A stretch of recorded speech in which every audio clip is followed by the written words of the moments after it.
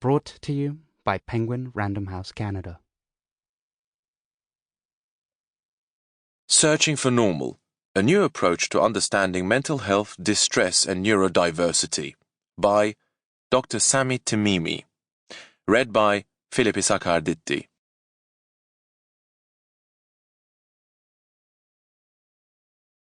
Preface. Encounters with a mental health epidemic. The old world is dying, and the new world struggles to be born. Now is the time of monsters. Antonio Gramsci. You can only ever be as happy as your least happy child. Don't know, utters 14-year-old Eleanor after a pause and in response to my asking what she hopes to get out of today's appointment. Her nose piercing briefly glints in the mid-afternoon sun as she turns her head towards her mother. Arms folded, blue puffer jacket still on, Eleanor looks stern with lips pursed and eyebrows raised so that they disappear into the fringe of her dyed black hair. Her mother shrugs and gestures with her hands. We've talked about this. How can you be helped if you won't open up? What's the point? Eleanor replies. Nothing's going to work. No one can help me. I'm used to seeing angry and/or frustrated and frustrating teenagers. It's my first meeting with Eleanor and her mother, Nicole. I usually start a first session by asking my patient what they hope to get out of the appointment. When they are unable or unwilling to answer, I invite the accompanying adult to respond. Nicole explains that Eleanor has been self-harming for over a year, mostly scratching her forearms until they bleed, using items such as broken shards of plastic. She sometimes misses school because she feels too anxious. She complains of frequently feeling low and nothing helps her feel better. Nicole's words. Then there are times when Eleanor seems high, bubbly, excitable, chatty, and then, a few days later, she will crash, sleep a lot and be irritable and moody. And Nicole feels like she's walking on eggshells.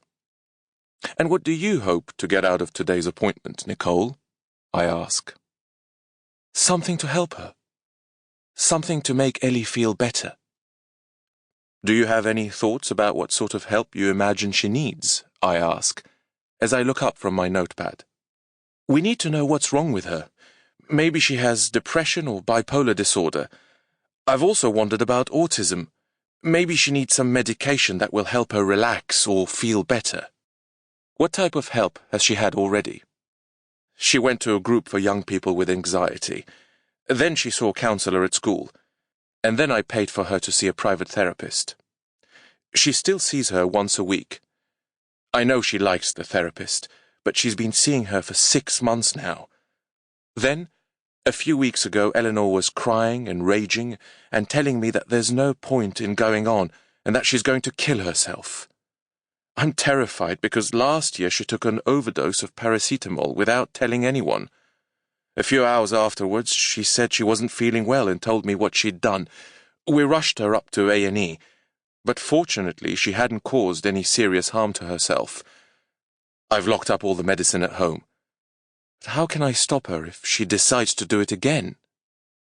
Tears well up in Nicole's eyes. I get up out of my chair to reach for the box of tissues on the table, but Eleanor, reading my intention, takes a couple and offers them to her mum. I sit back down and pick up my notes. Nicole thanks her daughter and dabs carefully under her moistening eyes. As a parent myself, I feel for Nicole. That desire to do anything you can for your child. Eleanor takes off her coat. I ask them to help me create a family tree. This gives me the opportunity to talk about family relationships and history.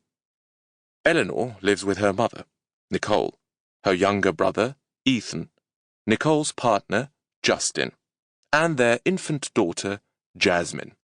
Eleanor loves Jasmine, with whom she often plays, but she has a difficult relationship with Justin. She didn't like it when he moved in and hates it when he tells her off or asks her to do anything. Her biological father, Brian, left the family when Eleanor was 8 years old.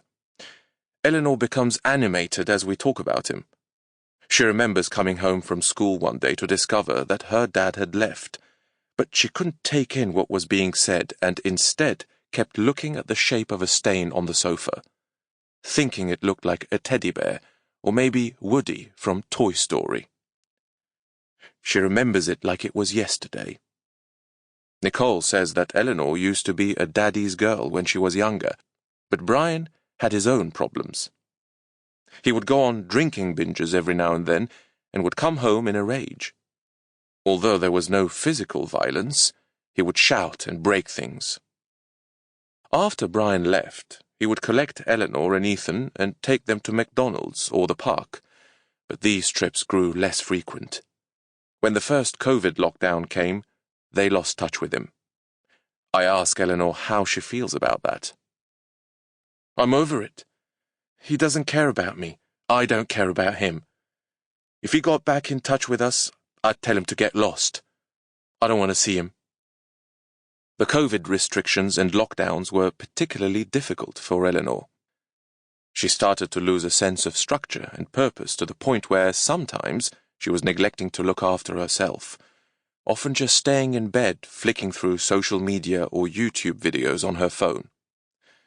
Nicole tried her best to keep routines and schoolwork going, but she was working exhausting shifts in an understaffed care home. Nicole was relieved when Justin moved in, just before the Christmas 2020 lockdown was imposed. Eleanor fell behind with her schoolwork, and once school finally returned without any restrictions, she was plagued by a fear of failure and a sense of being judged. When I ask her how she feels about her school, she speaks about the lack of close friends. All the groups had formed. Everyone seemed to be getting on with their life and enjoying themselves, and I just can't. I'm even a failure at therapy.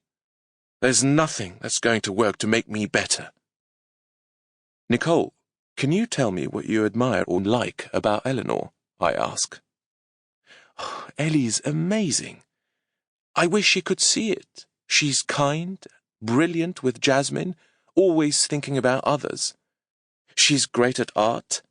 I wish she wouldn't keep screwing up the drawings she does. She's so hard on herself. When she's in a good mood, she's funny, jokes around. It's horrible to see her hurting like this." More tears form. More tissues are passed by Eleanor to her mum. More dabbing under the eyes. We carry on talking. From a slow start with a reluctant teenager, there are now strong emotions, including fear and frustration, but also love and kindness flowing between mother and daughter. What should happen next? The primary task of a psychiatric assessment in the mainstream model of practice is to inquire about, notice and analyze symptoms to arrive at the correct diagnosis. This will be used to guide the treatment plan towards interventions considered to have a basis in evidence that will improve the health of the person by reducing their symptoms. The treatment plan will typically include medication and/or specific therapies.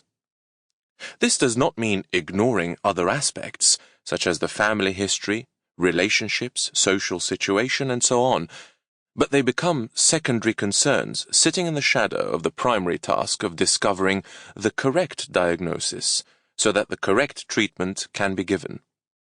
It's the basis around which mental health services organize, categorize, and deliver mental health care. This is what I'm referring to in this book when I talk about mainstream mental health practice. Is this the best way to understand what is happening? Are what Eleanor experiences best thought of as symptoms? What would a diagnosis tell us about her, and how would it affect her beliefs about herself or others' beliefs about her?